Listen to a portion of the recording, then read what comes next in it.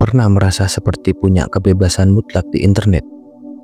Seolah kamu bisa mencari apapun, membaca apapun, dan memilih sendiri informasi yang ingin kamu konsumsi.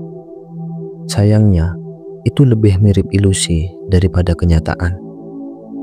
Bayangkan kamu masuk ke sebuah perpustakaan raksasa, tapi tanpa sadar, ada pustakawan tak terlihat yang diam-diam menyortir buku-buku mana saja yang boleh kamu lihat. Buku yang dianggap tidak cocok untukmu disingkirkan entah kemana. Inilah yang terjadi di dunia digital. Algoritma berperan sebagai pustakawan rahasia yang menentukan informasi apa yang muncul di berandamu. Kamu mungkin berpikir, tapi aku sendiri yang mencari informasi kan? Coba perhatikan. Hasil pencarian di Google, video rekomendasi di YouTube, unggahan tampilan di beranda Instagram atau TikTok. Semua telah difilter. Kalau kamu sering nonton video konspirasi, jangan heran kalau tiba-tiba dunia terasa penuh teori-teori aneh. Karena algoritma berpikir kamu menyukainya dan terus mendorongmu lebih dalam. Pada akhirnya, kamu jadi merasa bebas, tapi di dalam batasan yang sudah ditentukan. Inilah ilusi kebebasan digital. Pernah merasa dunia ini makin sempit? Atau setiap kali buka media sosial, isinya orang-orang yang setuju dengan pendapatmu?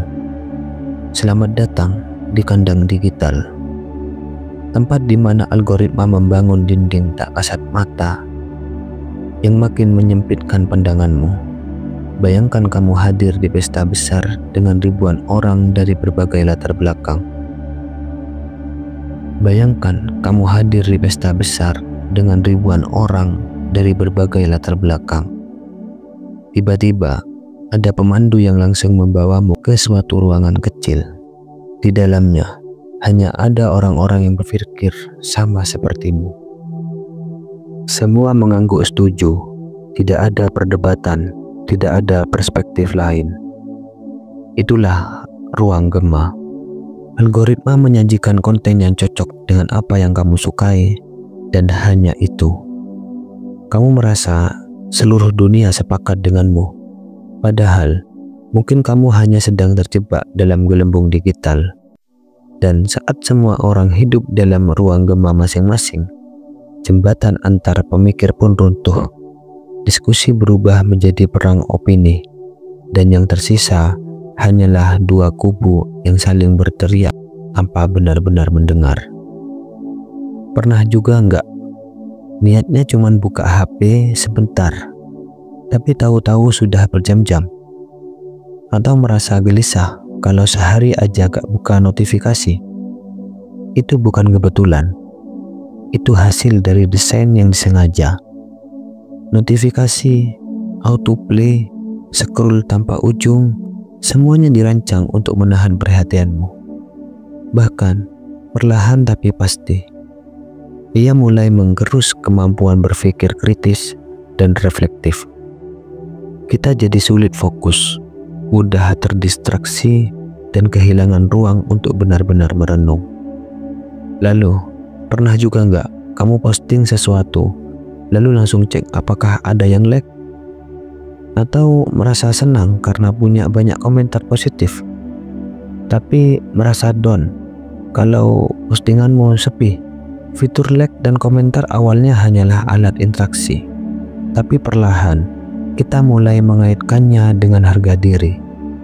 Jumlah like dianggap sebagai ukuran nilai kita, padahal itu hanyalah angka dibentuk oleh algoritma yang bahkan tidak memiliki perasaan.